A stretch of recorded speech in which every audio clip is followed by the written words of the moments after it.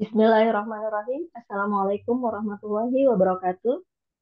Waalaikumsalam Waalaikumsalam. warahmatullahi Waalaikumsalam wabarakatuh. warahmatullahi wabarakatuh. Ladies and gentlemen, allow me to cordially welcome and greet our respectable excellencies and speakers, Professor Murniati Mukhlisin, PhD, and Dr. Rukian Tamani, PhD, as the founder of Sakinah Finance, Professor Muhammad Hudayb from University of King Saud, Kingdom of Saudi Arabia. Assalamualaikum, Professor. Professor Salam. Amna Nur Chowdhury from the Government Sadiq Women University Pakistan, and Dr. Rahania Ayu Yunanda from Yunus University Indonesia. A very good afternoon to everyone of you. Welcome to the IJIPFF webinar with the theme Tips on How to Publish International Journal. Okay, let me introduce myself. I am Latifah Sari, and I would be your host for today's event.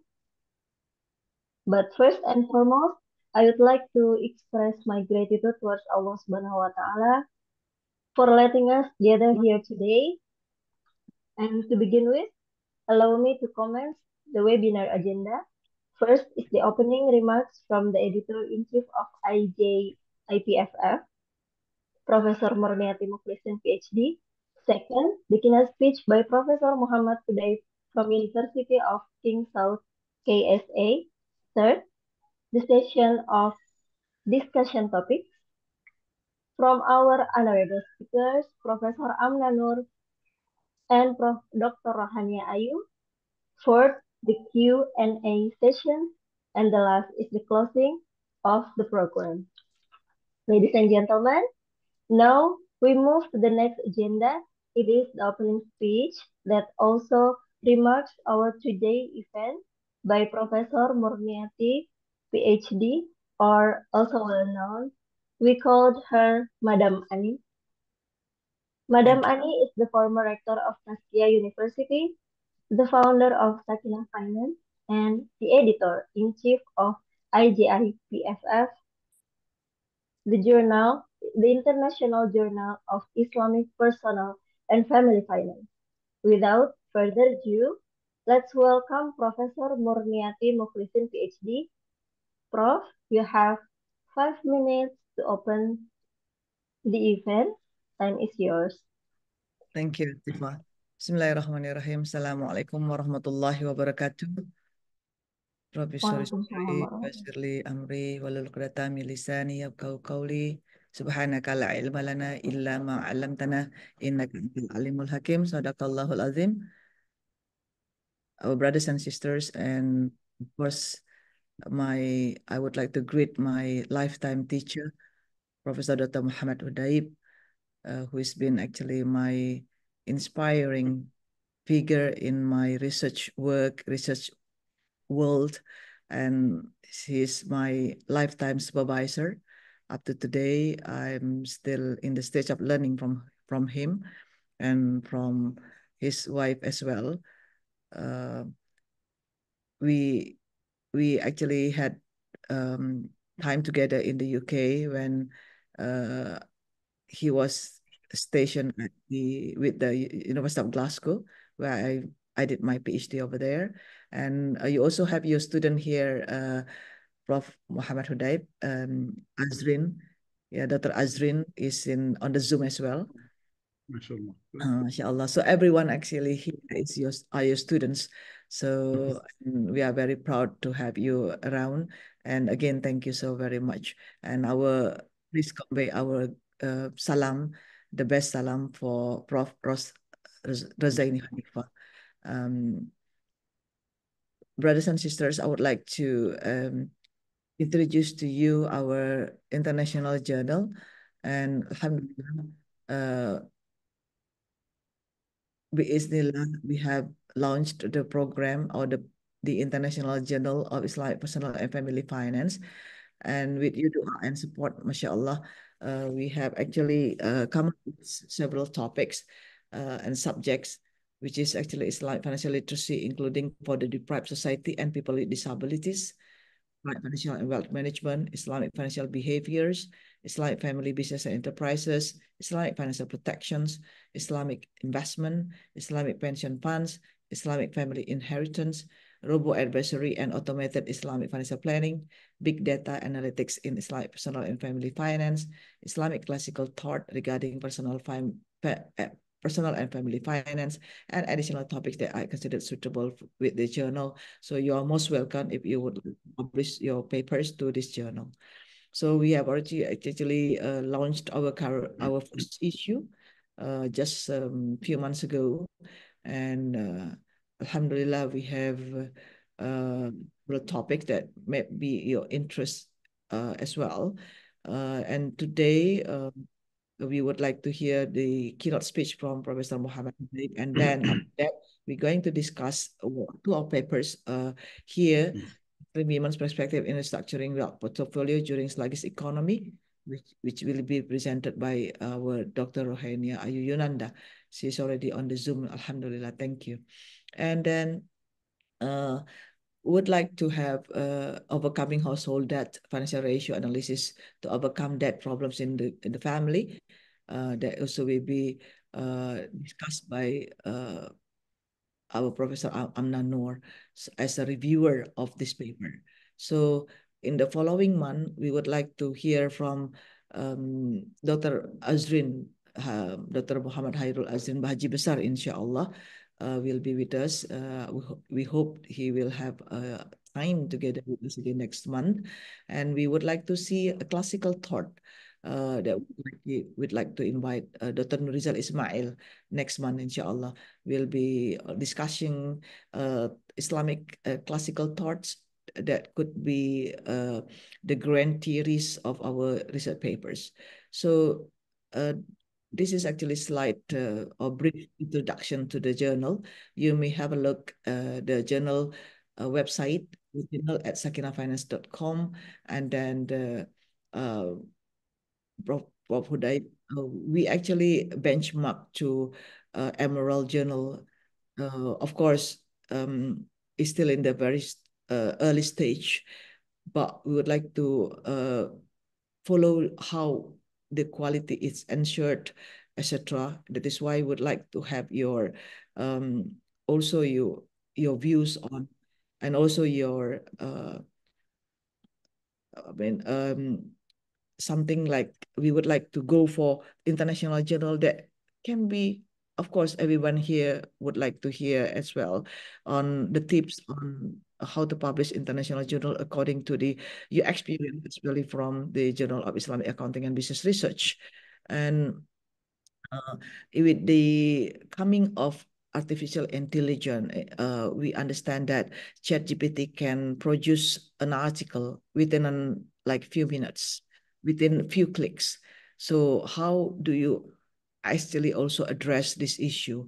And we can also find out how the Emerald also limit the use of AI or ChatGPT, this advanced technology into a research paper, but many researchers, or especially for early researchers, are not aware about the limitations. So perhaps you can also address this issue.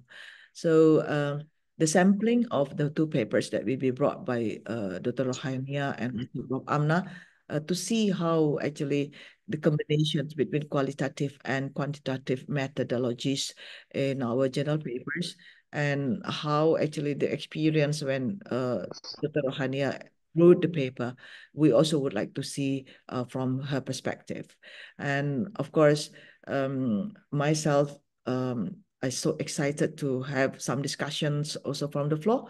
And, would like to, we expecting you to actually comment, and you will be given opportunity to discuss after the keynote speech presented by Prof. Hudayb, and you're most welcome to address issues to him. I'm sure he will be the right person to address, because Journal of Islamic Accounting and Business Research alone has been there for nearly 20 years. Is that correct, Prof. Muhammad Hudayb? Yeah. Yes, correct. Yes. Yeah, Alhamdulillah. So I've been the reviewer, part of the board of the editors at least for the last 12, 14 years, Alhamdulillah. So I learned a lot from the journal, and I'm sure I think I can see some professors, potential professors here in on the Zoom would like to learn how to publish their journal papers, because this is one of the requirements in Indonesia, Prof. Uday, on how to get professorships. And of course, there are a lot of things to do, and this is just a very short seminar. We can also follow up with the conference, sorry, with the workshops, and you are most welcome to contact our organizer. And our partner is Sinar Consulting. We'll be there to help you for further workshops or further assistance on in your research. And that's all from myself. Thank you so very much. Wallahu a'lam bishawab. Wa'alaikum minkum billahi taufiq wal hidayah. Wassalamualaikum warahmatullahi wabarakatuh. Waalaikumsalam warahmatullahi wabarakatuh. Thank you, Professor Murniati, for the very welcoming speech and to introduce our journal. And here, the event is officially open. But before, I would like to welcome also Dr. Muhammad Azrin Haji Besar from University of Brunei Darussalam. Assalamualaikum, Prof. Okay, next to move to the next agenda. The Honorable Distinguished Chair, ladies and gentlemen, it is honor that today the keynote speech of the IPFF webinar will be delivered by an international figure who is well known for his expertise in business and accounting, Professor Muhammad Hudayt. Professor Muhammad Hudayt is based in University of King Saud, Kingdom of Saudi Arabia. He is also the editor-in-chief of the Journal of Islamic Accounting and Business Research, and we are honored to have his support in IJIPFF Board of Editors. Ladies and gentlemen, let's welcome Professor Muhammad Hudayt. Professor, you have 15 minutes to deliver the keynote speech. Time is yours. السلام عليكم ورحمة الله وبركاته. Waalaikumsalam warahmatullahi wabarakatuh. بسم الله والصلاة والسلام على رسول الله. رب اشرح لي صدري ويسر لي أمري واحلل عقدة من لساني يفقهوا قولي. Thank you very much for the invitation. Actually, Muniati, the Professor Muniati always, she put me in the spot. She asked for number 5 points to talk, but then Latifa asked for 15 minutes to deliver. So it's hopefully that I will not fit all these things on one in one. I can't speak only English. I have a message saying that what language you speak, but it's in English or in Arabic. I don't have Indonesian speak. I can't speak, so I'll just ignore the message. It comes. Okay. So publications or being involved in a publishing agenda, or it's part of our life as academics or as an activist in society who want to contribute intellectually or into practice or into improving our life. So this is actually it's an issue that everyone will be interested in. However, to pass your ideas or to pass your own thoughts, you need to do it on a proper way or in a platform that has a reputation which people can listen to what you are saying or to your thoughts. Can I use my slides, or do you have slides, or shall I use my slides? If you have, you can share your screen. Can I share a screen? Yeah, Tifa, or you want to do it or you want to do it control? I mean, you'll be in control. Someone controlling. At your convenience. Anyway, any. Nafis will share the screen. I share it. Can I share the screen? Okay. All right. I'll share the screen. Where is that one? It is somewhere here. Okay, I'll share screen. Can you see now the screen? Like this? Can you see it? Yes. Okay, good. My talk actually it's going to be around the idea, and I want you to be you see yourself as our actually you are a citizen of a journal or a citizen or a member of a community that you are actually soon will be part of it and later on you'll be a leader. So that's my aim of my talk. So talk to those people who have not published quite like intensively on an international level, or we call them early researchers. And that's what actually my journal and and many people actually want to attract people who are in the early stage of their publications. Other journals actually will not entertain those people. They are always want to professors or they want very experts. So we call those journals an elite journals, or a small community or citizens journal, or they are very much professional for example, certain level of audience. So we are not talking about these type of people.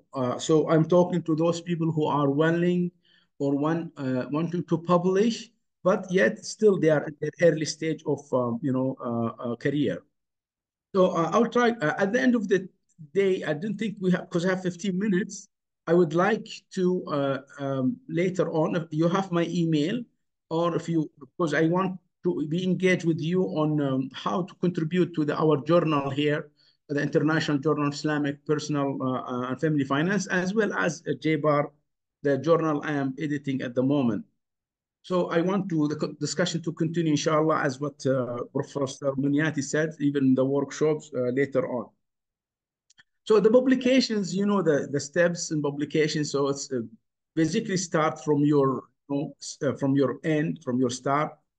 So you prepare a manuscript. Then the manuscript, you send it to the editor. Editor like me or like Munyati will start looking to the papers and find reviewers. The reviewers here now, this is the trying to find someone who really understands your work, and then you get a feedback from that reviews.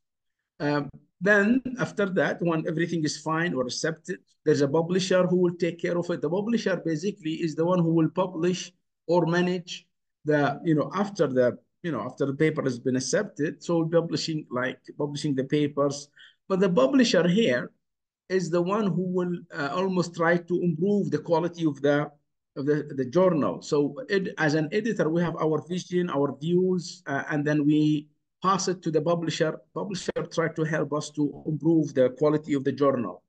And then once everything is fine, accepted, papers will go to the production office. Usually there's a company, different companies which engage with the publisher. Here is the Emerald, for example. Emerald will have different companies publishing their own work.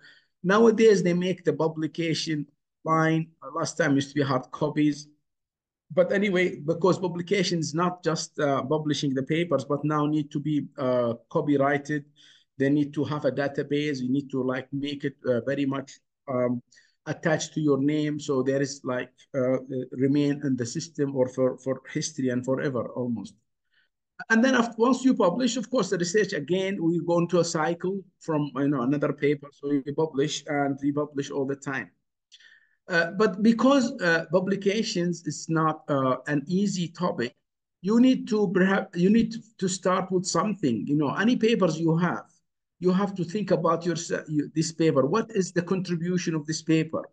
Am I amending, for example, am I amending or advancing the knowledge? For example, there's a knowledge, I'm trying to extend the knowledge. Sometimes it's not necessarily to extend the knowledge, maybe because you might have something, there's extension of knowledge, but you are other things. You need to perhaps to write a paper that can be used for teaching. So there's a public need for it. Sometimes you want the practitioners to use your work. Sometimes you are offering some technical or learning techniques. So basically, the point of publications, you must focus on so what? What is the research for? What I'm trying to add, or what's the benefit of it? And that, I'll leave this for you here. So just you have to think about what is my contribution. And that's most people neglect these issues. So because they have a nice publications and nice finding, but they don't know the journals always asking, so what? Why we need this publication for? So you have to find your contribution. The ideas of writing papers will come from almost anywhere, almost either from your PhD, from your master's, from your observation, you heard something new, or you want to do something. So there's a number of issues. But now you decide to write a paper uh, on that topic. So the first steps you have to you look for the literature review. And then when you prepare the journal, so your paper, so suppose you have now your paper is ready. Now you will ask yourself, which journal I'm going to target. If you are coming from a university or your departments and you are looking for promotion, and most of us will do that, you have to look to the list of journals that they are accepted, or a journals that, because fast rising or fast growing, maybe like will be meeting your your standards in the near future. For example, they are ISI or they are Scopus, and we will, for example, what makes journals to be accepted in Scopus or ISI is very, it depends on just the time scale and also the topics. Like, for example, our journal here, International Journal of Islamic Personal and Family Finance, that's a unique topic, and being unique, that will qualify it to be accepted in Scopus and also accepted in ISI.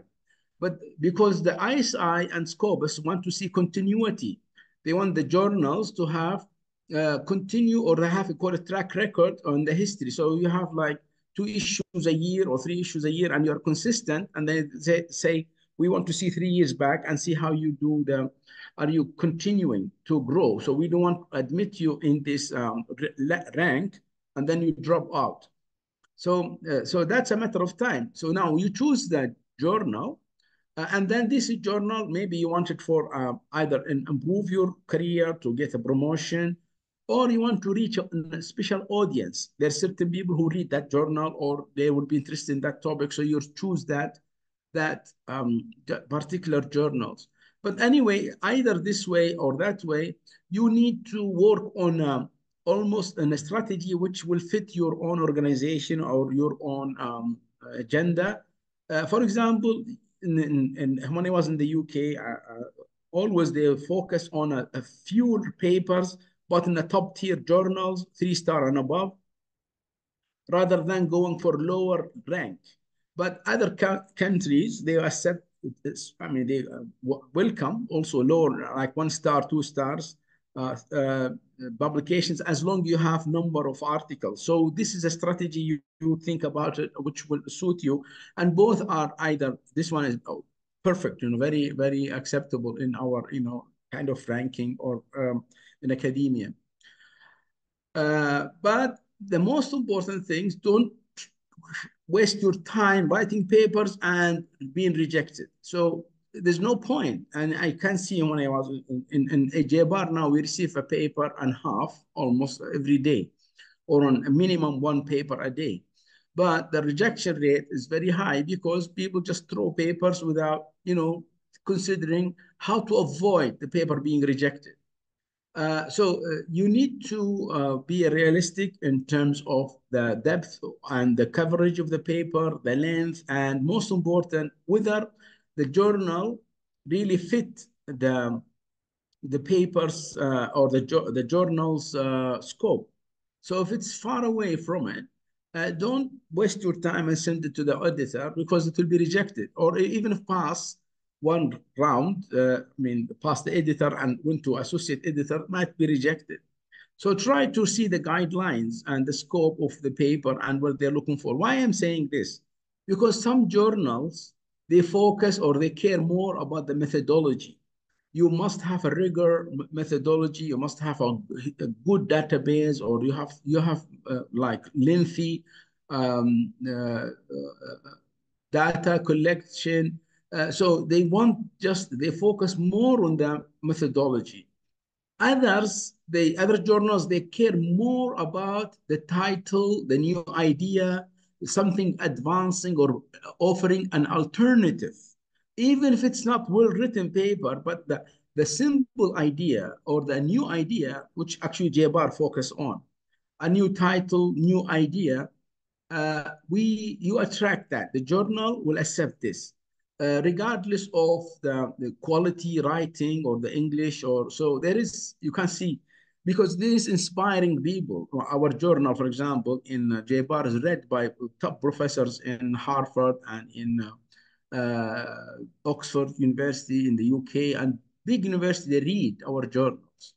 But of course, they will not contribute, but they will take and view. So your views actually is already like read by big professors who still, not willing to write, but at least we, as I said, contribute to the society with the new ideas or something. There is something different. So you need to know the scope and what paper look for. And if it's a paper that will accept my view and with less, kind of rigorous methodology, then I'll go for it. So you need to really know what kind of journal you are targeting. Then the second point, which is I would like to emphasize on, is this authorship. I mean, I saw papers submitted to the journal with 6, 7, or 8 names. So that's too much. You need to think about at least, one co-author, 2 is fine, 3, I mean, as a maximum. Because being a co-author, especially when it's the first time for you to publish, or you don't have much time, or you need to work with different papers, so you'll have like co-authors in different, with different papers. That will give you more exposure and you learn a lot. But you have to choose the right person. There are some people who are kind of opportunistic, and you'll ask them, for example, can you join me in my paper? They will say yes, but then you must put a condition that you cannot go in, said, I will put your name if you significantly contribute to the paper. And if not, he said you cannot leave their names, on the paper, so it has to be removed. But the point is, saying here is try to find someone who will contribute to your paper and co-author with. And then you'll have why it's important to co-author, because maybe your co-author can or have a good method or good style of writing, or has a good network, or there's something like you lack something. So maybe you are good in data analysis or data collection, but then you don't have time or experience to do other things. So you need someone who bridge your weakness. So then that will give you a successful paper. Again, back to if when I receive paper every day, I will look, as I said, is it new topic or not? If it's not new topic, means new title, something new, I will say, okay, it's a topic, like we call it reoccurring topics, something always comes. Is it extending the knowledge? Is it making, adding something to what we know already? If not, I'll look, okay, how about the methodology? Is the methodology good? At least there's sometimes here are repeating. I mean, there's nothing much, but the methodology very almost like we call it novel or different. So that will allow us to also to come, accept the paper. The writing, is it well written? Also, sometimes the paper is very good, summarizing the literature and offering a nice piece of work that people can use in the future. The theoretical, practical implications. Maybe the paper is actually highlighting the impact of certain, their own findings or what they are writing about to the theory, extending or improving the practical or practice of the certain industry or certain discipline. So there is something. The paper has to be very much adding something. And as I said, it's not one single issue, not one point. Sometimes just a new idea. But again, if it's a new idea, do not throw it into the, because prematurely submission without really adding or checking the extending the literature, or I mean, like 10 pages or 5 pages, not acceptable. Will be very hardly accepted as a full paper. Maybe it will be seen as a research note or research, they call it a viewpoint. So you need to really improve on, don't be rushing, to submit unless you want it for a research note.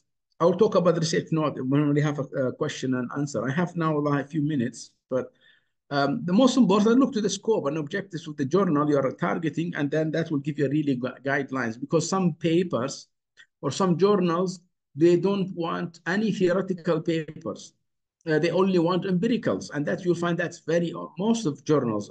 JBAR, for example, we accept theoretical or kind of, you call it literature review or non-empirics or non-empirical papers. So you need to look into the scope and objective of the paper. Before you submit, also, maybe this is not practice in our society, especially in Indonesia or Malaysia and Brunei, but you must bite the bullet and give your paper to someone to read. A colleague, especially, don't give it to anybody. Give it to someone who can really give you a feedback on your paper. Some means read it and give you feedback. Their feedback can be helpful because you might avoid a major mistake or major default in in your papers before you submit. So if you want to go take these steps, that's fine.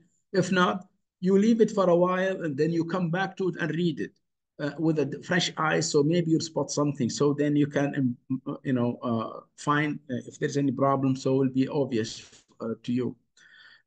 For example, like here's a mistake, for example, in the spelling or this. So there's some mistake. Of course, we don't speak English, but sometimes you confuse the word new with this word, new. So there is like silly mistakes that make the editors or the reviewers to throw the paper back to you. So I'm not interested. Once you submit the paper, so do not expect, of course, now I receive always emails from people. The moment they submit, he will ask me, what happened? I need he said, status, checking, what's my status?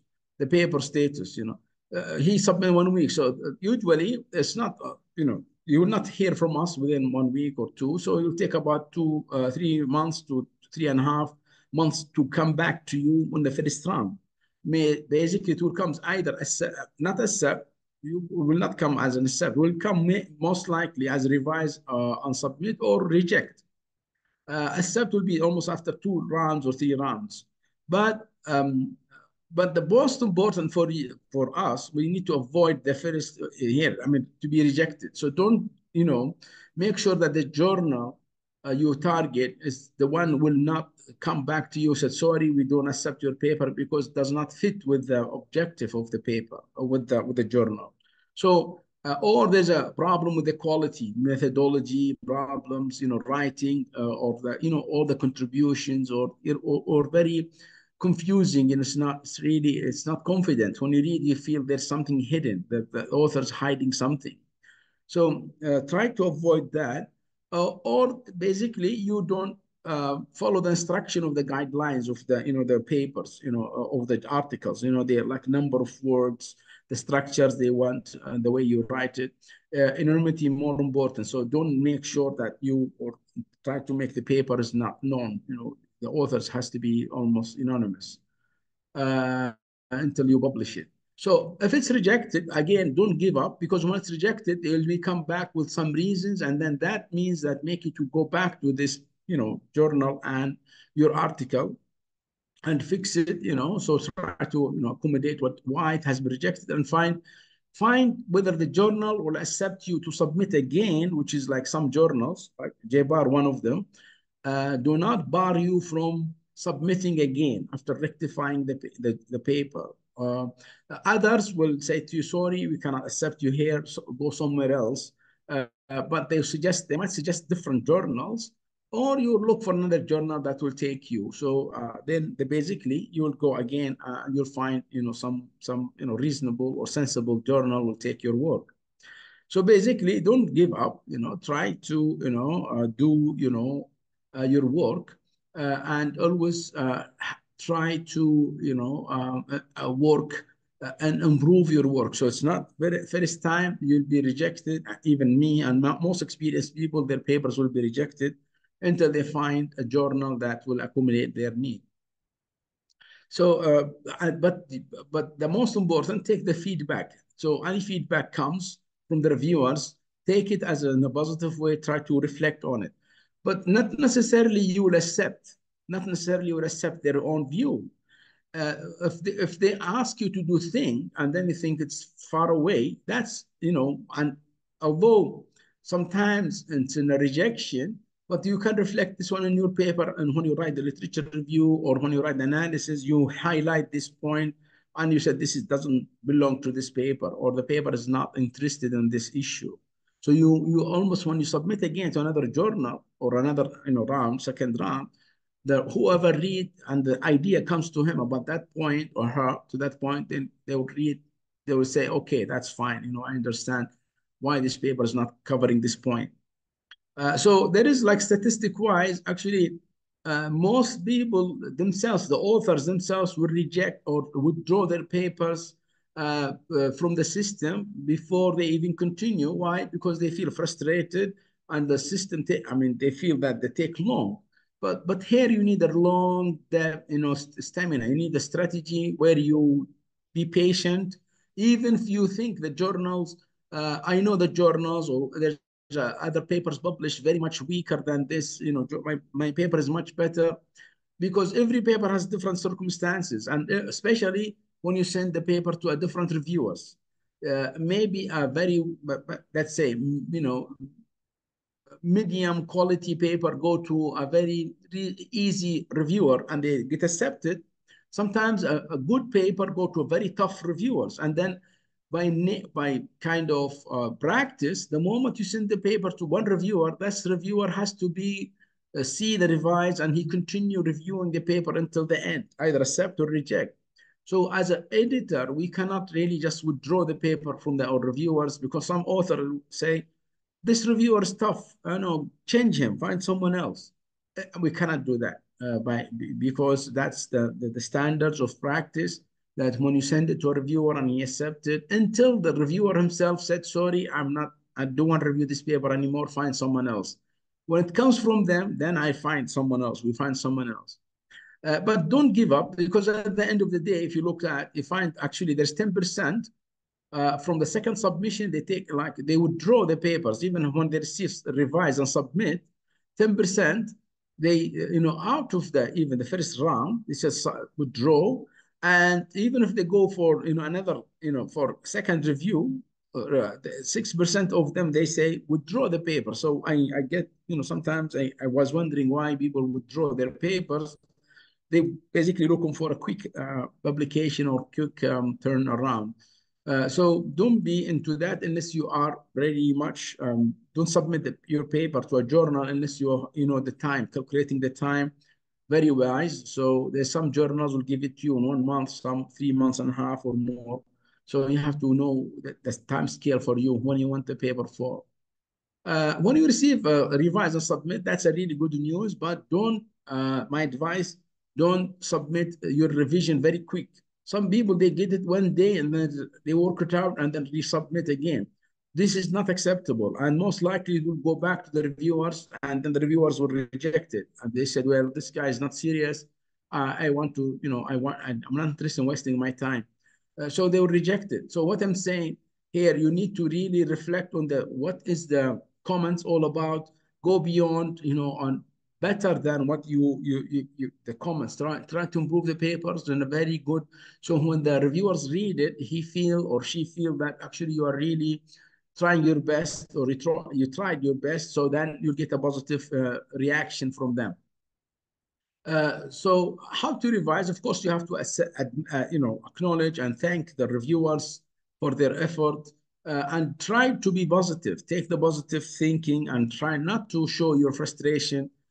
Like I received one, there's particular people or a group of people always write to me and said, your for example website is very bad. I cannot upload the comments. I cannot do the revision. Here is my thinking. Here's my revised paper on email. We don't want that because quality journals do not accept revision through the emails anymore. So they have to go through the system because now there's someone checking. If you are ISI, if you are Scopus, a copy of the database, the communications between the authors until the publishers or publications, all these quality assessment and quality assurance are almost checked. Every article, how many reviewers review this one, what the quality of writing, what the quality of the reviews. So they monitor these. And as an editor, I cannot bend it for you because you cannot, or you don't know how to access the internet, or you don't know how to go to the website. Or you will say, I don't want this reviewers, I will never convince them. If you cannot convince them, write in your letter, cover letter, saying this point, for example, go point by point. And he said, this point is not part of my, I cannot accommodate this one because it does not, improve the paper, or it addresses different questions, or there's no time for it because you require a lot of data collection. So you justify your point. But don't try to go back and try, harass or ask the editors to help you on that matter. Once accepted, of course, you have to know one thing, that most reviewers, most of the editors will not accept the paper from the first submission, very rare. So the single submission or first submission is very rare, but you need to really accept, the fact that you will be, you'll have a revision 1 or 2 until your paper, inshallah, accepted. I will stop here. Of course, after that, this is what I want from you. Writing papers is not only the end of the day. We need actually people also to send a book review to the journal. We want them to suggest special issues. That's what we really need. And for my journal, at least, we are looking for all the special issue. If they want to be a member of the board, or they want to, be more engaged in the journal, please let us know, and my details with the admin. So if you want to contact me, so I'm really willing to get in touch with you about this one. I'll stop here, and if you have any questions, please let me know. Thank you. Jazakumullah khair. Thank you, Professor, for the valuable keynote speech. I believe every one of you gained a lot of inputs and insights for this special occasion.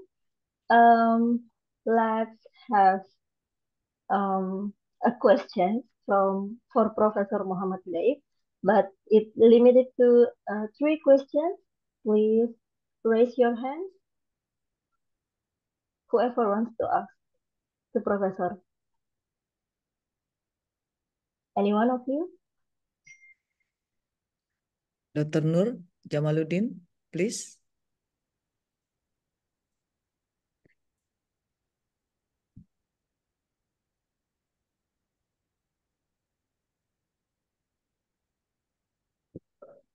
While waiting, Prof. Huda, thank you for your enlightening presentations. And this journal, Alhamdulillah, Journal of Islamic Accounting and Business Research has actually shown better quality from time to time. And Indonesians, when they hear the journal, they are very excited to publish their papers, articles.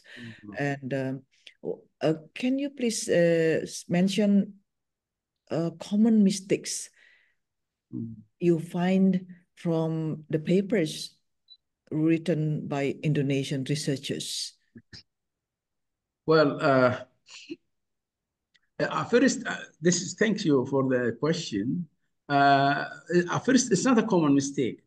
I'll go to the common mistake, but before that, there's a point I would like to really highlight, which cause a lot of problems, not only to me, to many journals, especially when the reviewers are Indonesians. Indonesians, when they review a paper, and then when they come to the decision, they go and give a rejection. But when you look to the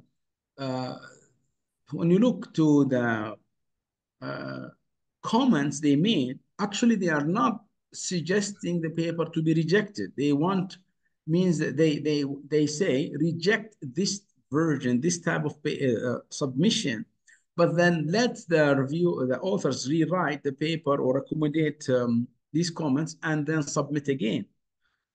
But some Westerners, when they find rejection, right away they take it as a rejection. So that's when most reviewers from Indonesia, from my own experience, I realized that actually they meant to be revised and submit. So don't give rejection unless the paper is completely not acceptable. So do not write comments saying how to improve this part or that part. You'll say the paper is, for example, is not acceptable. So make it clear that it's a rejection. Don't go around the bushes. But the common mistake of submission, most Indonesian receive rejections, is the issue we call it premature submission. Premature submission means that the moment they just compile the first round, they right away submitted the journal, hoping to be accepted or hoping to get a revise and submit. But even if the editor, like me and Rose, for example, tolerate the first rounds, we send it to associate editor. Associate editor would look at it and right away reject it, because the issue here is basically means a lot of work for him. He said, I have 5, 6 reviewers always close to me, or I know them. They're already exhausted, so I don't want to send them this paper because they need a lot of work. How do I know it's very, the simple fact, I mean, simple, one clue that this is a premature submission when you find only 10 pages or 14 pages. That means there's a shortage of literature review. Literature review is lacking. There is no depth analysis. The analysis does not go deeper than the first round of maybe the finding, and then they go and submit. It's not acceptable anymore. Or most journals will say this is very small journal, small paper, need a lot of work. So they'll send it back as that it has been, it's like premature submission, and then you need to go and then you go into, basically they'll try to ask you to revise the paper again and submit later. But they will not tell you revise and submit. They will say to you, sorry. Sometimes the editor will make a comment saying, well, the reviewers are very critical of your point, of your journal, of your paper, but request that you submit again. Then, I mean, you need to improve it. So that's the main problem. Otherwise, they're very good ideas. The idea excellent, but they submitted very quick. And I know the project. It comes from, for example, master's program or from graduation. So even if it's a graduation paper, and means they're young and they are not in a hurry. I mean, they don't have a long stamina. So what's lacking is there's someone senior who will take the paper and revise it. The first thing you need to add the literature review. Add literature. The more you have long literature review, the depth literature review, the more critical you prepare or review the literature. That where you actually the acceptance of the paper will be most likely. But most Indonesian, they are very quick. They go into research, just few lines and the introduction, then they right away the research question, and they go to methodology, and then they give you the solution or whatever the answer, to their own questions. But then you'll say, where is it? Which strand of which level? Where they're coming from in terms of literature? Which area they're trying to contribute? Remember, because literature now so big, so you need to know which part of literature or strand or line you are advancing. Most young Indonesian researchers, because by fact, actually Indonesia is the youngest and more generic, and dynamic. They are very fast, mashallah. Now I can see that you are passing Malaysians, you are passing many countries in terms of the output. So the output is really, the growth is there, the quantity is there, but now lack of quality. And why lack of quality? Because you should devote more time in terms of reading the literature and summarizing the literature and trying to find a gap, and then you fit your paper on that. That guarantee you publications in any journal almost. So it's just the premature submission. Thank you, Prof. Okay. Ada lagi? Yeah, sorry. Ya, Okay. Good to know. Sorry. So, Jamaluddin would other like to ask question? questions. So, okay. There is no other question. So, as a token of gratitude, we would like to present you a certificate of award. Thank you again, Professor Muhammad Hudaib, for joining us on this event. We look forward to continuing gain knowledge from you, and then we are very grateful if you are with us until the end of the agenda. Inshallah. I'll be with you. I'll be with you, but I'll turn off the camera just to give me a more, feel Okay, relaxed thank you. more. Okay, I'll turn Thank off. you. Thank you, Professor. Okay, No ladies problem. and gentlemen, we move to the next agenda. But before, I would like to announce that for the peers and colleagues who cannot make this until the end of the Zoom meeting, or want to watch again, we are live streaming this event on YouTube. You can access from the YouTube. Okay, the next session will be the topics discussion by our honorable speakers, Professor Amna Nur Chaudhry and Dr. Rohania. This first session will be delivered by Dr. Rohania Ayu Yunanda from Yunus University, Indonesia. The topic is about the debt problem among, the topic is about uh, the wealth portfolio. So let's welcome Dr. Rohania Ayu Yunanda. Doctor, you have 20 minutes to deliver the speech. Time is yours. Okay, thank you. Can I share the slide? Yes, please. You're ready, go.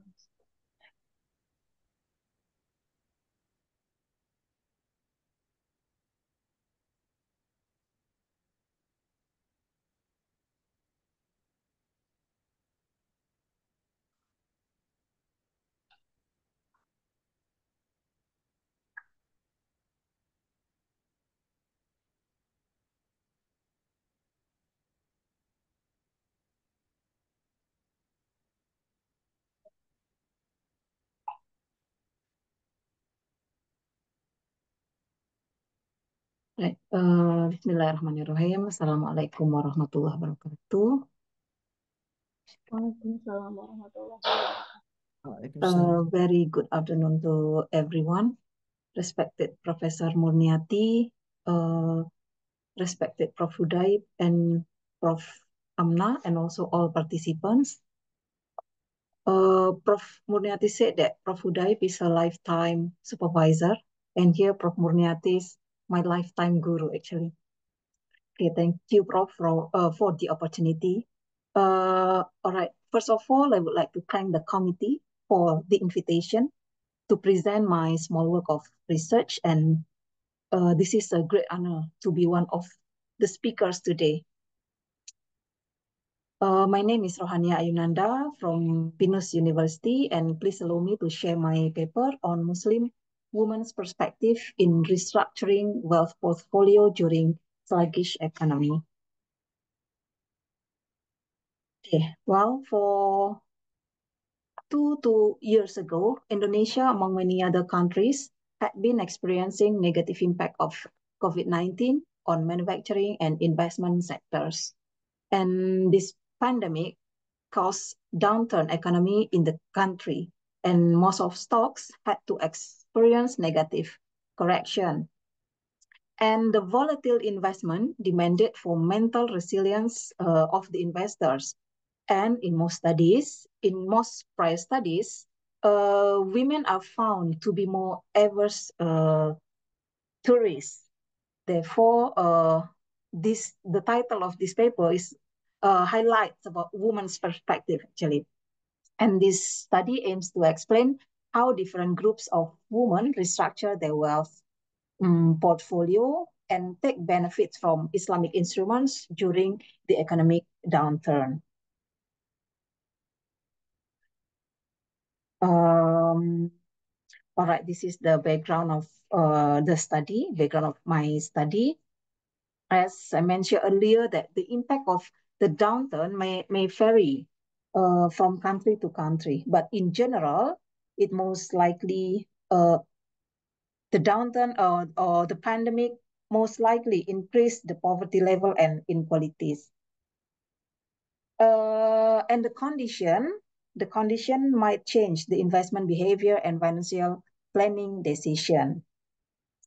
Investors' experience is believed to influence the choice of investment instrument, and many price studies also argue that gender is determinant of investment strategy, and it is also found that females tend to be more risk averse than males when selecting their investment in portfolio or investment instrument. So that women are more like they are avoiding risk than male investors. And then, but for Indonesian case, just now I highlight the prior studies and what the prior studies found. But for Indonesian case, the phenomenon was quite interesting because according to Indonesian Central Securities Depository, the number of female investors has increased. And the total female investors was 476,000 something in 2020. So the boom female investors indicates that a positive signal for women investors to play in the investment market. All right. This is the literature review part. And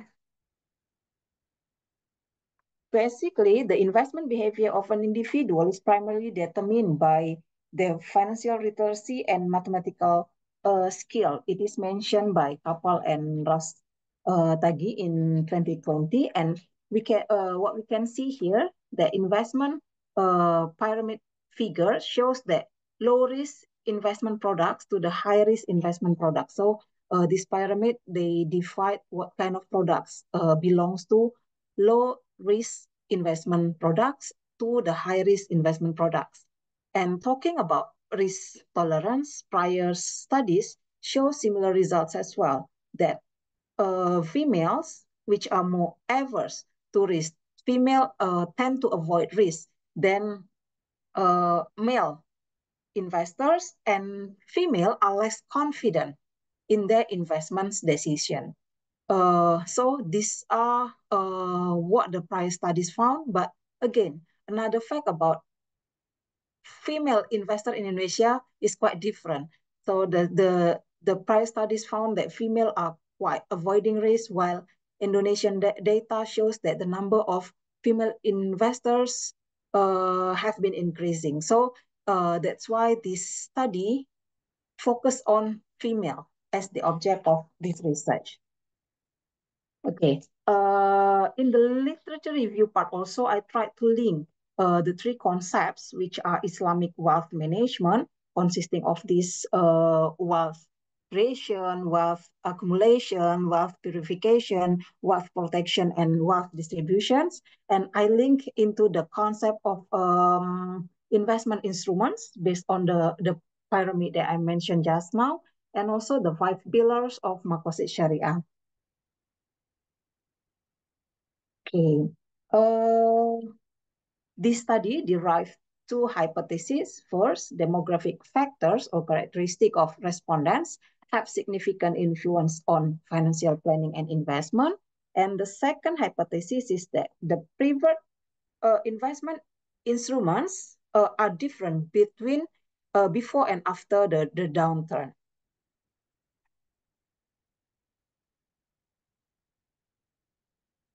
this is a this is a quantitative study employing primary data collected from respondents using structured questionnaires. So I developed the questionnaires for the study, and the questionnaires were supposed to be sent to 200 something respondents, 236 respondents, and the response rate of the study was 35 something. It's quite small. It's not the big response rate. And these are the variables that I measure. I have one dependent variable, which is financial planning activities, and these are the independent variables. Actually, the main independent variables is demographic information, consisting of several sub-type variables, and also I try to put some others supporting independent variables, which are investment instruments and priority after regular expenses.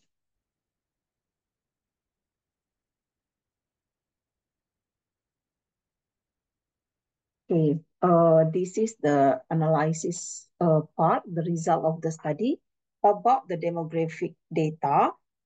The result shows that more than half of the respondents, around 54% of the participants or respondents, are knowledgeable about financial planning. So they asked about they know whether they are knowledgeable about financial planning or not, whether they ever take any courses on financial planning or not. So more than half, I mean that 54% of the participants, they are knowledgeable about financial planning. And the majority of the respondents ages range between 30 to 40. So it means that they are quite young. It's not really young, but not old enough. And then around 83% of the respondents were married, and 31% about this is the data about their educational background. That 31% had completed degree program, while 44% completed their master program. And the monthly income of the majority of the respondents is 12 million and above. And then this part is about this is the result about the regression result. The result shows that the R-square is 0.366. It is quite okay for the model, meaning that the influence of the financial planning and investment behavior is around 36.6%.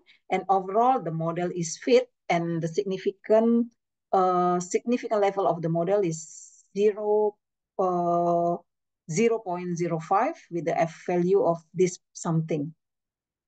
And this is the result.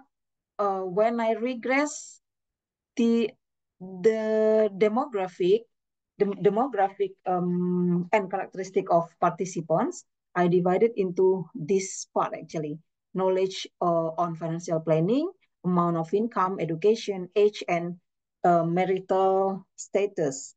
And according to this data, only 2 out of 5 variables have significantly positive impact on financial planning and investment behavior.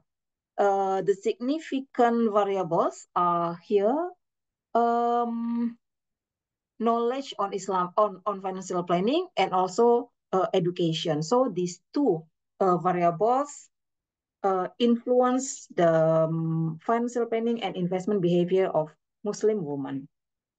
And a number of studies focus on individual financial knowledge also, or financial literacy, as main predictor to future-oriented financial planning. So I mean that these results are also supported by prior study. And the prior research also has mainly viewed whether a consumer makes financial plans based on their knowledge on financial planning and investment. So it is in line with some prior studies. Okay, this is to answer the second hypothesis that I want to see whether Muslim women, they have different preferences in determining their investment instruments before downturn and during the downturn. And these are the results. First, I tested about their saving behavior, whether they have different saving behavior before and during the downturn. And the result is significant. I mean that the significant difference, meaning that their saving behavior is significantly different before the sluggish economy and during the sluggish economy. And the second pair is that I test the investment preference. I see whether the investment preference are different during the downturn and before the downturn. And yes, the answer is yes, that they prefer different instruments during the downturn. So this result supports the hypothesis that the preferred instrument before downturn is different from the preferred instrument investment instrument during the downturn. Okay, this is the last part of my presentation. As I highlight the objective of this study aims to explain again the different groups of women, how they restructure their wealth portfolio and take benefit from Islamic instruments during the pandemic or downturn. And the findings reveal that investment decisions are significantly different before and during the downturn. And the result also confirmed that knowledge and education background also influence the financial planning behavior among women.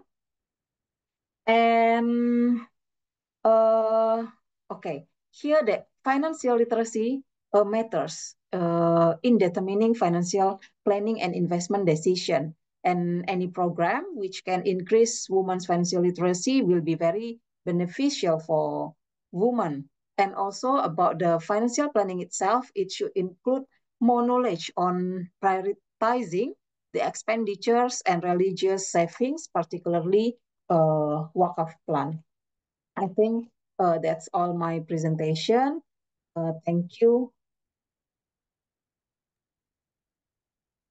Thank you, Dr. Rahania, for the insightful speech about restructuring portfolio. I think this topic is related to every one of us regarding the financial planning and investment decision based on gender. It is quite interesting. So, for any of you that would like to ask questions to Dr. Rahania, please raise your hand.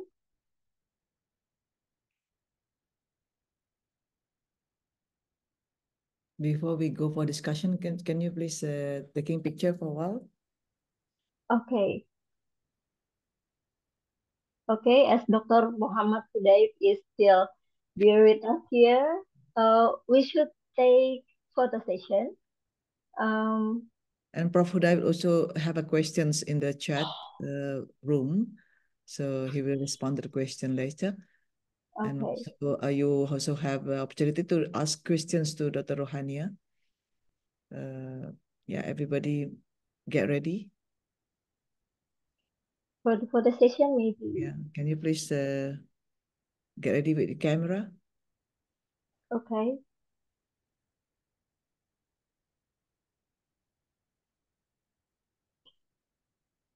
Okay, anyone else?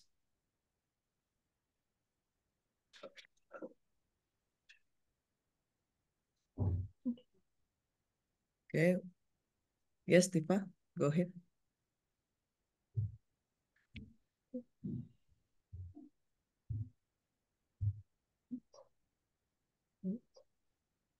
Done? Are you done? Smile, everybody. Seems that Rohania is so serious.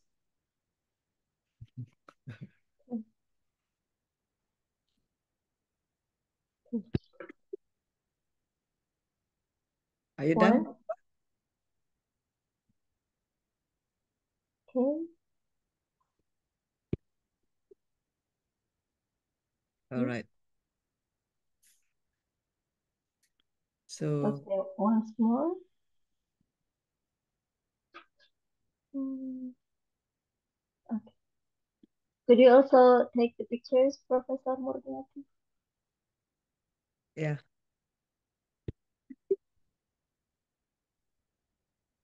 Okay. Thank you. So everyone, thank you very much. Thank you very much.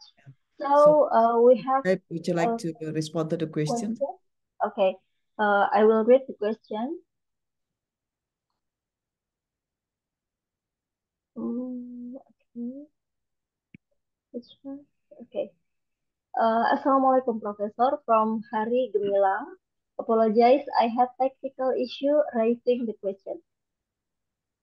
The question is, how can researchers effectively address the ethical and social justice dimensions in Islamic personal and family finance, especially in international publications where cultural contexts may vary widely?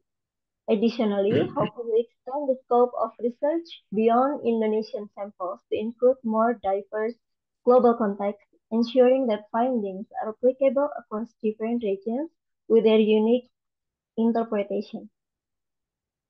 Is the question for me or for For me? It you. is for Professor Huday, Okay. but Dr. It's Rahania a can very good also. question, actually. Okay. Shall I start first? Okay, Yes, yes. please, Professor. Okay. This question, actually, I'll just give you a small example. Something happened with a professor from economics, one of the professor in Indonesia. I met him long time ago. He was telling me his experience with this topic, but I'll go back to the same issue about the ethics.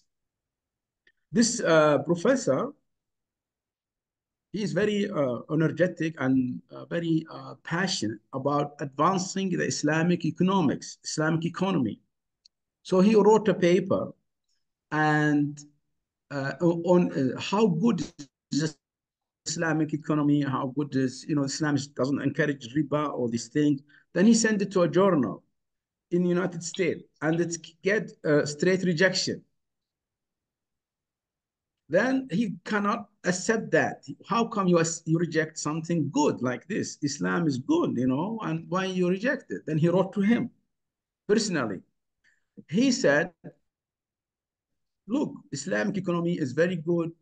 We are, we fighting riba and injustices, and my paper should be go through the journal. He replied to him, said, sorry, you are not interested in these things. Then he asked me, he said, what do you think about that? Why they reject it?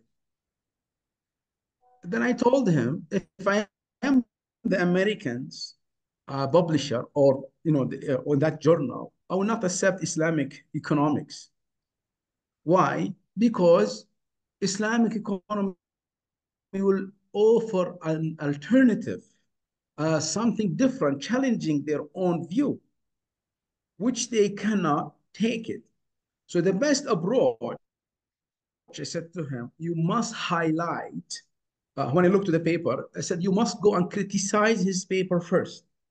And means not paper, criticize the practice of economics. So you have to give them lengthy, means that half of the paper have to address why the Western or the capitalist model or whatever you are trying to uh, make a gap for the Islamic economy to come in. So don't go for the whole issue, go for a small point. For example, the mortgage. For example, the certain issues that was Islam, profit and loss sharing. So take a small point. Then you leave it there and said, okay, Islam maybe offer this thing. So maybe let them think about it. So we call it gradual engagement, gradual. So don't throw it that way. So back to the questions of how you do the ethics and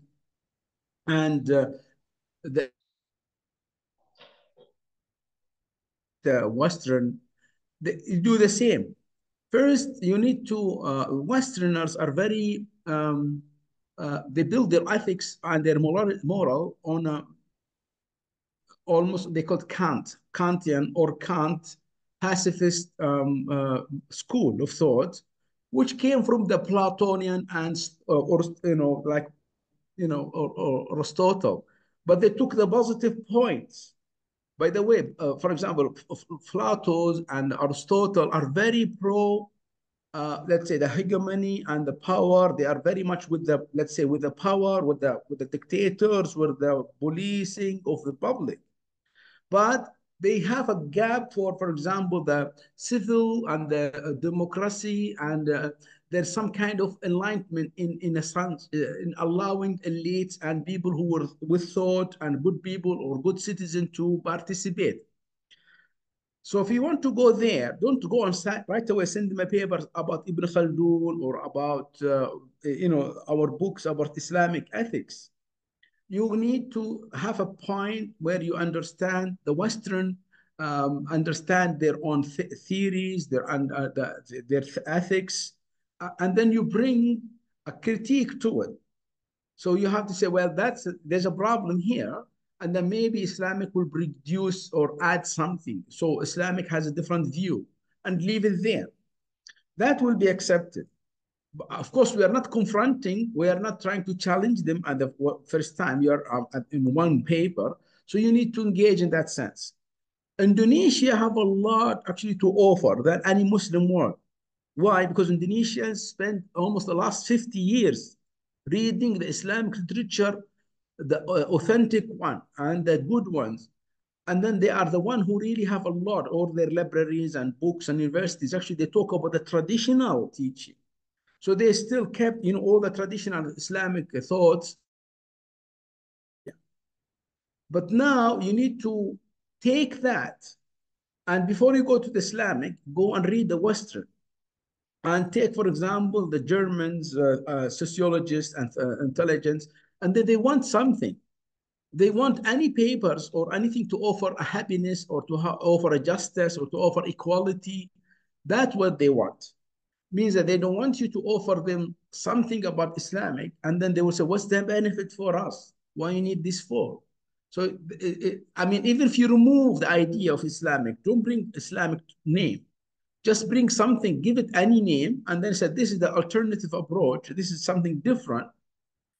They will entertain it. They will take it. They will think about it, or they will accept it. So even if you can say, if you say this practice in Indonesian village or Indonesian, let's take microfinancing. You said, okay, microfinancing, there is a microfinancing in Indonesia, they do this and that. Then you send it to a journal in the West, they will take it. But because you don't say Islamic and it's Indonesian, so Indonesian Islamic practice or some kind of different practice than the West. So you need to really study the audience, how the audience will listen to the tone you are writing of the paper and how they will accept it. So don't be kind of throw concepts that it's not, the Westerners always suspicious. They are very kind of on a situation that we call it not stable situation. They always afraid of someone trying to change their own life to the worse. They see they reach a point that this is the best life they can have. But of course, they would like to improve it. So you are now coming to contribute to say, okay, here is the better method. This is the match or method to contribute. For example, the environment, for the, the social responsibility, the ethics, and do this already, or we are doing that, and we are in a much better community. One thing here, I have to say, just the last point before I finish this point. Materialism is not the sign for happiness or well-being.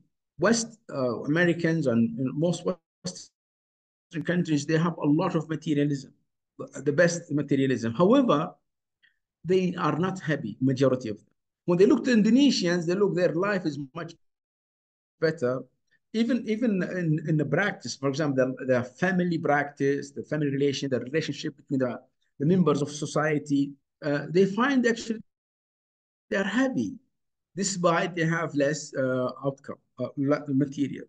So now you are highlighting value of life, or you are highlighting something not necessarily materialism. And the Western they think about they call it the happiness approach. They always want to be happy for the greatest number of people. So Islam offered that.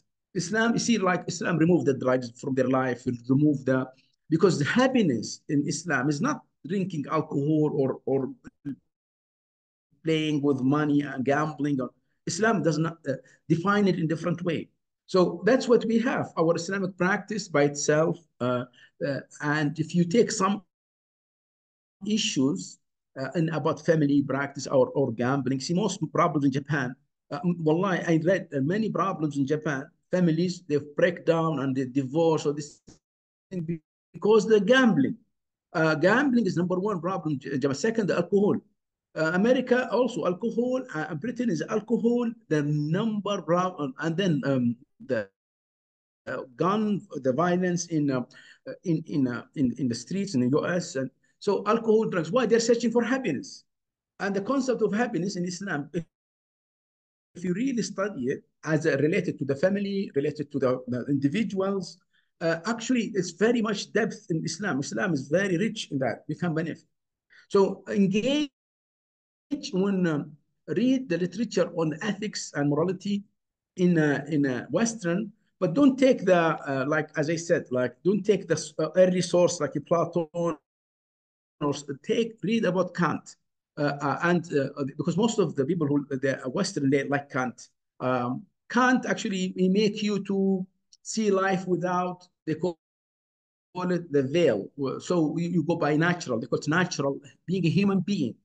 And for example, and the other, what his name? I forgot the name now. But basically, any ethics in Western who define humanity, something about humanity.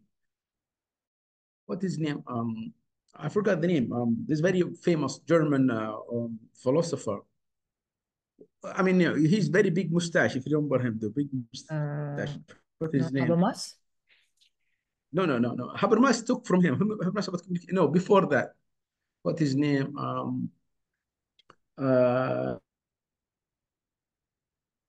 Professor, I'll find his name. Still alive? Huh? No, he's dead. He's dead. Well, he died during almost early after Second World War or First World War. What is his Weber. name? Huh? No. Weber. Max Weber, no? No. He is against the. He's much deeper than the, what is his name?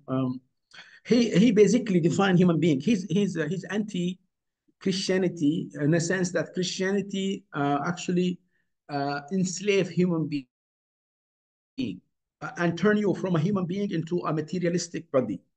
So this is the idea, focus on humanity issues. And that's the Western now, they're really hungry for one. Just back to the paper that just now presented about the COVID, Westerns actually criticize many of the publications, and they admire our journals. Even your journal now, the Islamic, about Islamic personal family, it will be seen as a good contribution after COVID, because most of the publications in a big journals, like a Journal of Finance, Journal of Accounting, I don't know what, they do not help society, or very useless in terms of helping society in a crisis. While our journals, we are advising people from, all the papers really keep, emphasizing on how to be sensible, how to be human. So now they want every paper, or most now the new journals, the journals want papers now to focus on how to improve our life. If the article is not going to help us in improving our lives or bringing new ideas, we don't want that. We don't want this kind of papers anymore. And that means that 90% of their output will be useless. Who cares about stock market goes up and down, and you find, I don't know what, they talk about, big, bonds and big, and then at the end, we are not making the people on the ground happy. So this type of publications are not acceptable, or they are seen as very poor or low in terms of helping society getting better. So the ethics issue is back to the humanity, and that will be accepted in the West. But because humanity is very much close to Islam. Islam actually advanced or keep the person as a human. Islam doesn't want you to be a materialistic. The moment you move, take the child of, let's say, the child of 3-4 years old. This is the human being, the form, the full grown human being is the child up to 5 years, because he's so innocent. He will not lie. He will tell you the truth. And if he's happy, he will be happy. If he's not happy, he will tell you he's not happy. If he's hungry, he will cry. He wants food. But when you grow up, the society will turn him into a materialistic. And that's where is the transformation. Islam keep you as long as possible as a human being. Westerners lost that. The West, and that's where Indonesia can offer. And I can see it. I always, when I go to Indonesia, I feel happy because despite their hardship, but always they exhibit a very nice life, good, manner, because that's how they want to be, So life is more important than just how many wealth you have or what is the, consumption. And then also they live in a duality. The church told them something and then they do something else. So it's a big topic actually, but it's, the point is that, as I said, just capture the Western literature and see what they say about ethics and bring it to the Islamic, inshallah. Thank you, Thank you, Professor Hidayat. Professor Murniati, if I may add? Yeah, Madam? please. Yes, please. Okay. So years ago, I presented research in the Singapore Economics Review on the effects of the health shocks on household consumption using data from Indonesia, from the Indonesian Statistic Social Economic Survey, and the village potential. I was really interested in applying the Islamic finance principle to the analysis, but unfortunately at that time, I didn't have sufficient knowledge. I have not joined Sakina Finance at the time. And I didn't have any support because I would like to integrate the concept like, the takaful risk sharing and then zakah and riba to be integrated in the journal on the effects of health shocks on household consumption and ensuring alignment with the social justice and the Maqasid al-Sharia, the one that's always promoted by Sakina Finance. But again, yes, I didn't know how to integrate this, and I was afraid that I could not defend my paper at the time. So yeah, it was, I think I missed it, and something that I would like to introduce again, maybe in the future. Yeah. Inshallah. I mean, as I said, the scope is there. Now the platforms become, last time during, imagine when you present your paper, maybe there's no platform or there's no journals will take it and also no audience. Thanks to Professor Muniati, she now bring this platform, which inshallah will grow slowly with your help. As I said, you are a member of the community now. You are a citizen of this journal. You are a citizen of Gebar journal. I know some journals, unfortunately, they call themselves Islamic, but they exclude people. They want it to be for the people in the big banks and big central banks. Then they just serve those people. All their publications as useless. To be honest, they talk about bonds and sukuk and in a big, we don't need that. We don't need it. We need to bring our research to how to make people better off, how to make people happy. And inshallah, for you, you take it now, you will have this growing community, which is like, also Azreen, he's a good in takaful, so he will be one of the gurus now, inshallah. So you can consult him, you can submit your papers to the journal of Bunyati, you can submit some to our journal, inshallah, we'll entertain. If you break them into small projects, that's really good for you and for us as well. So inshallah, I can see that there is a potential in your work. And those who attended your conference years ago, they will have a chance to see it online. Sometimes they will read, because they read always abstracts. So when you publish it, they remember you, inshallah. And now say, oh, he made it this time. And inshallah, we are looking forward to really, if you want any help, inshallah, we are ready for helping you. Actually, you are eating up the time, but people are so excited, so I just let it flow. And we don't mind to remove the second sessions, but we have another questions for you. I think we don't mind to actually postpone the second sessions just to give time for interactions with you, because we know that your time is so valuable, and I think we have another one question. I think I don't mind not to, to have that second session, Tifa. So we have another questions for Prof. Uday, please. Okay. Professor, one question from Nur Jamaluddin. I appreciate your outstanding presentation. For the question, for novice researchers like us aiming to publish in Scopus indexed journals, what steps should we take when we encounter rejections? We consistently work on improving our articles, yet we still face these challenges. And how do we consultate after this webinar? Okay, I think we have a group of participants here, Professor. For your information, if you don't mind, maybe we can share your email contact, also Dr. Rahanian, Yes. to our participants, so we can collaborate more in the future. Yeah. Okay, Yes. for the question, please, Okay. time is yours. Okay, for the question, I hear a little bit because the sound was not good. Before I answer the questions, I was talking about the professor who, the question, it's Friedrich Nietzsche. I was talking about Friedrich Nietzsche.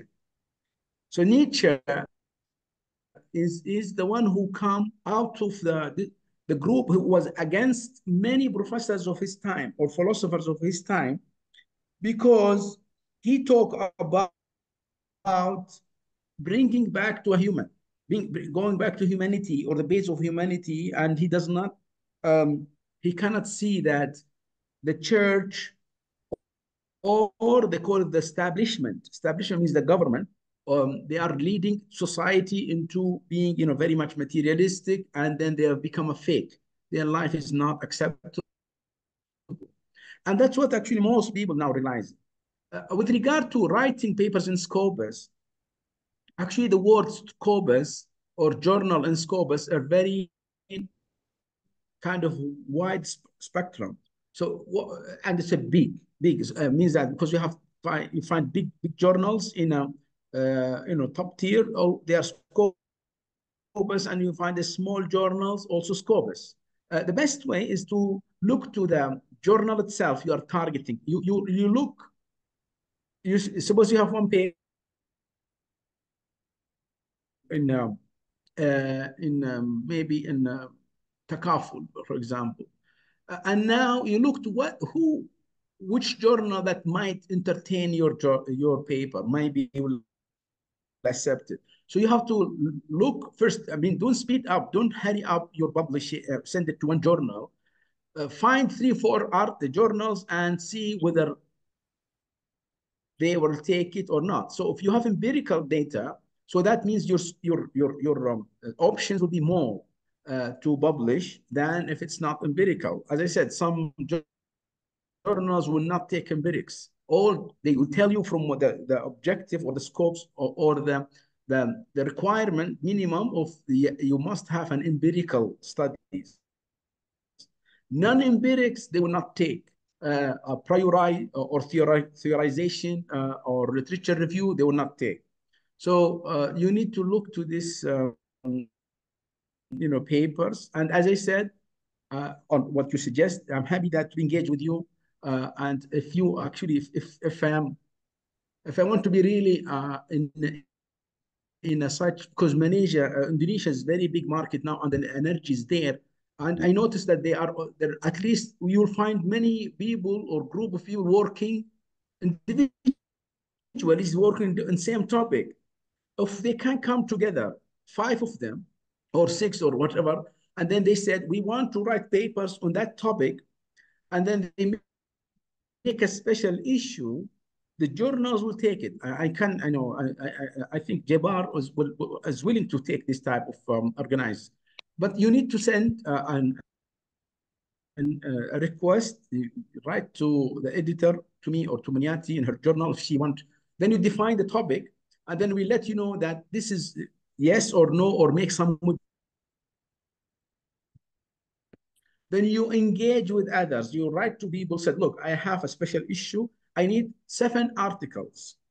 Who has an article, send it. Then you start looking to the quality.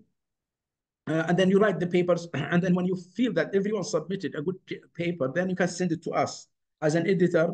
We will give you the first round of reading if it's good, or we'll give you some comments. Then you send it back to the reviewer, to the authors to improve it. Then you submit it as a special issue.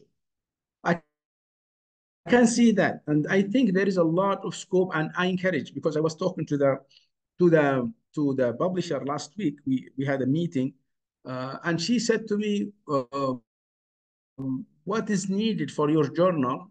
I told her we need three things. Number one, I need special issues. We need more special issues, and she agreed with it. And so we have to really make more emphasis on that. Second, we don't have research note. Research note, because you as a student or a youngster, or just someone busy, and you have a good idea. We need to train yourself on how to write a research note. In JBAR, we have a research note. Inshallah, we'll show you. I'm working on that. I need a research note to do a paper. How to do the research note, or they call it a practical point of view. So there's two types. So you need also to think that, and this will be considered for you as applications, by the way. Research note is also output. So that's what you're really lacking. So, or we need to emphasize on special issue and writing a research note, which is most of you will be really capable of doing, because when you write from your master's or from your project undergrad, and you leave some questions, that's where the research note, or you put an early initial findings and said, well, there's a lot of more work can be done. So you leave it for someone to do it, or you do it yourself later on. So that's what we need, or can be a really contribution. The third point, which is not important but still relevant, we need it, is a more book review, and just we used to have it once every 2 issues, but it's not good. It will not add for you as publications, and will be accepted right away, no rejection or acceptance.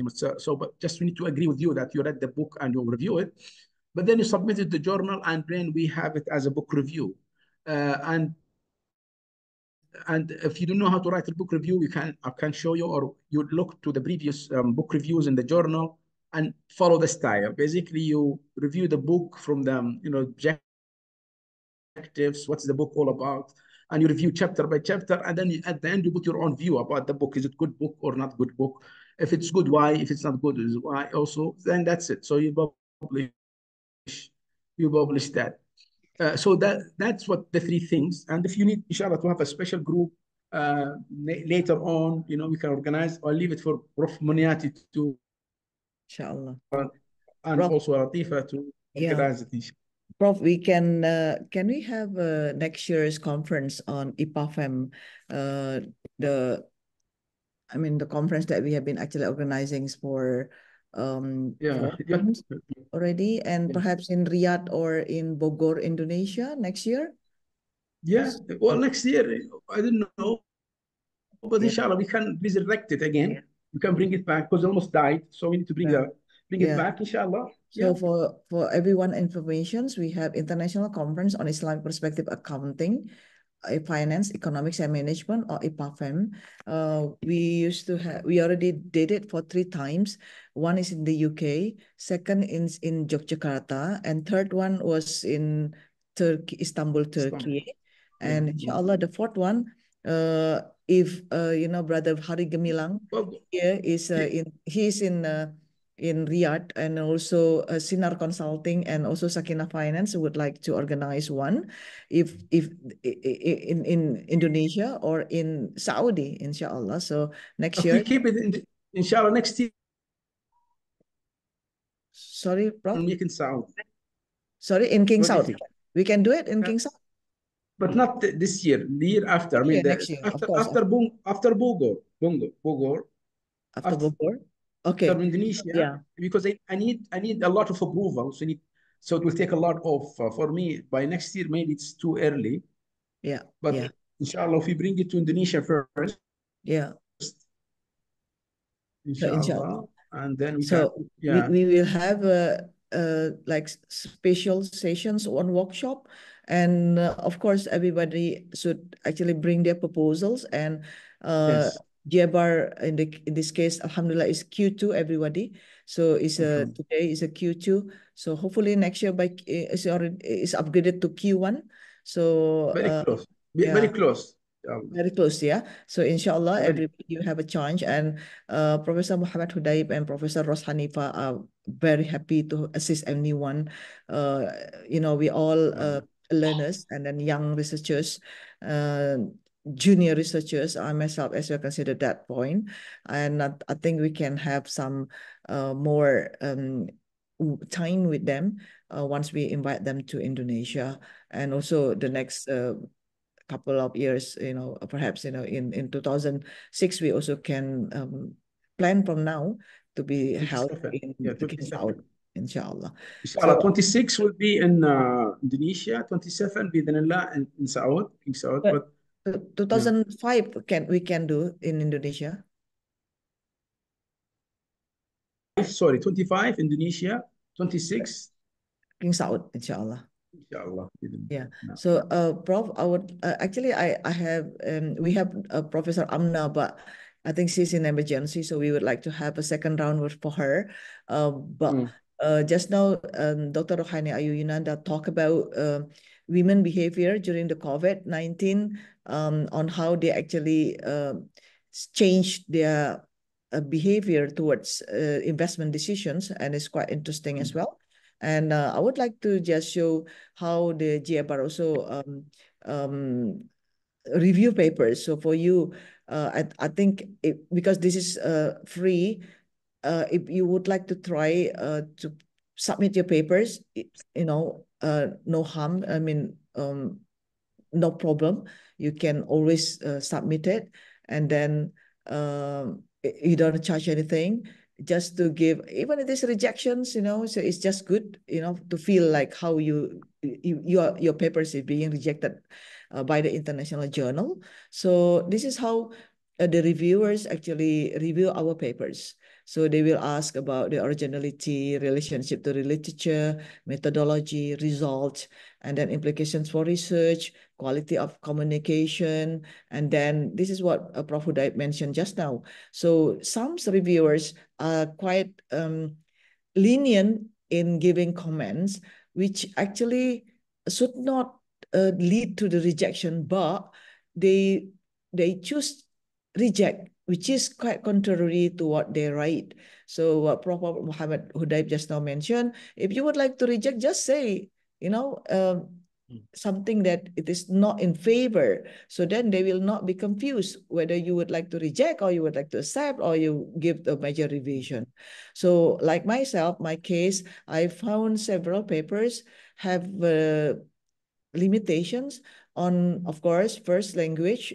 Those who are coming from Indonesia, we have a problem with our language, and that is why with the help of AI, it is allowed by JBAR, by the journals, we can use AI to paraphrase. I know it's very costly. If we would like to ask for our language, JBAR is actually give that facility. I mean, give approval for that one. Okay, and then the also another problem that Indonesians normally do is actually literature. So Prof. Hudaib always told me when I was doing my PhD, he said, why are you copy pasting? Why are you copy pasting? So it means we have to put our critical comments and also views on the literature that we cited, because then we'd like to see the gap. So this is why this is quite the weaknesses that Indonesians have. And the third one is actually, I'm very sorry for this one. I found, but not only Indonesians, but in general, is there are actually the papers has been published. Either it is wholly or partly, it is still called plagiarisms. So self-plagiarism is also not accepted. So please check if your paper wholly or partly have been published. We have to cite it and paraphrase, and we can always use it in our new paper, but with the proper citation. So I think this is something that would like to highlight. And then this is what we do as a reviewer. Prof. Hudaib always mentioned to me, please, Murniati, don't spend more than 30 minutes. Please do not spend 30 minutes. So I sometimes struggle with the good papers because I enjoy reading it. So, but it's good for the authors because I will not reject it, right? So look at this paper. I like this part. Although I have not read it, but I know these authors are quite experienced. You know this one. This study contributes to the existing literatures in many ways. First, while the previous studies are mostly concentrated in Malaysia, blah, blah, blah. Second, third, study analysis of. So this is actually trying to convince, try to convince us. So in a way that also the way that they write is quite convincing as well. And the citation is quite new, although I'm expecting, oh, right, 2023, look at this.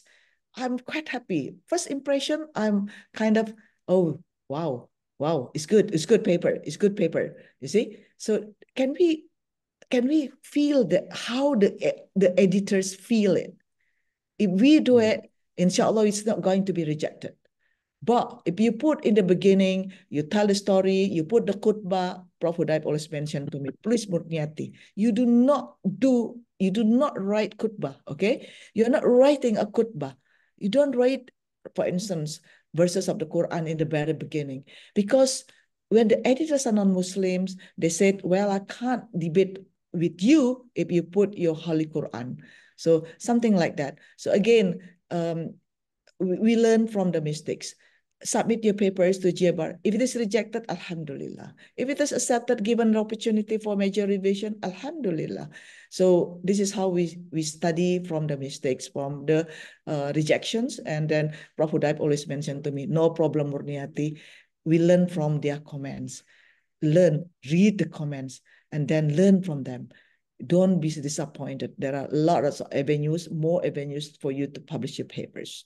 And one more thing about how you bring Islam, the Islamic message to our paper is something that we need to do good strategy, because we also don't want, of course, Prof. Hudaib also mentioned to me, you know, if we write, we blame Islam, many editors would like to publish our papers. But of course, we're not going to do it.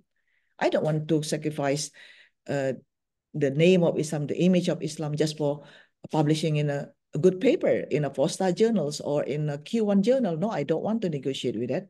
So I always remember Prof. Hudaib mentioned, this is not our time yet. The editors, the international journal editors, of course, are happy to see, if we blame Islam or we criticize Islam, but we're not going to do it. So it's all right. We do in a strategical way, in a strategic way, how we publish our papers in a good manner, inshallah, just like in the Quran. So we do have to do it bil hikmah wal ma'izatul hasana, and then we debate wajadilhum billati hiya ahsan. So we do in a good manner. So this is always advised by my lifetime teacher. Thank you, Prof. Hudaib. And then, we are coming into Asar time today here in Indonesia. So everything is so valuable, and we can't stop the event. But I think it's due to the limitation of time. We have more opportunities. Of course, next month we'd like to invite other authors of the journal papers that have been published in our journal, in International Journal of Islamic Personal and Family Finance. And I think this is the only one journal its kind that talks about personal, just like Dr. Rohania Yunanda mentioned, to look at the women behaviors when they make decisions during COVID time. So this is something that is very personal. You look at very small scope of people, women, COVID, how they made the investment decision, which is to me is quite exciting. Yeah, so we need to learn more. I know, and I think this is my closing note. Tifa, is already Azan time. Thank you. Thank you, Professor Murniati and Professor Hudayf.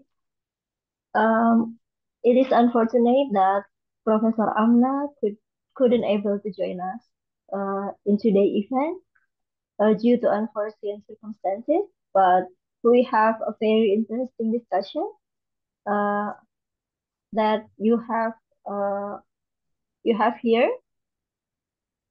That discussion is also marked that this agenda has been in the end of the event. Ladies and gentlemen, before we're going to close and having wrap up of the event, I again mention our collaborator of the event.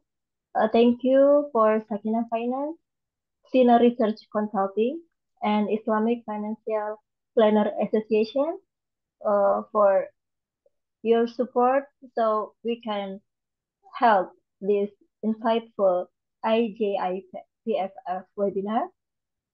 Okay. And I thank you to every one of you who have participated in this event. And we will deliver your certificate after this event. So please keep on contact on the group, and also we will contact you. So for close the agenda, thank you again, all of speakers, Prof. Hudayf, Dr. Rahania, Professor Murniati, and all of the guests, Professor Muhammad Azrin. Thank you. Assalamualaikum warahmatullahi wabarakatuh. Waalaikumsalam. Assalamualaikum. Assalamualaikum ya Prof. Assalamualaikum. Insya Allah. Waalaikumsalam warahmatullahi wabarakatuh.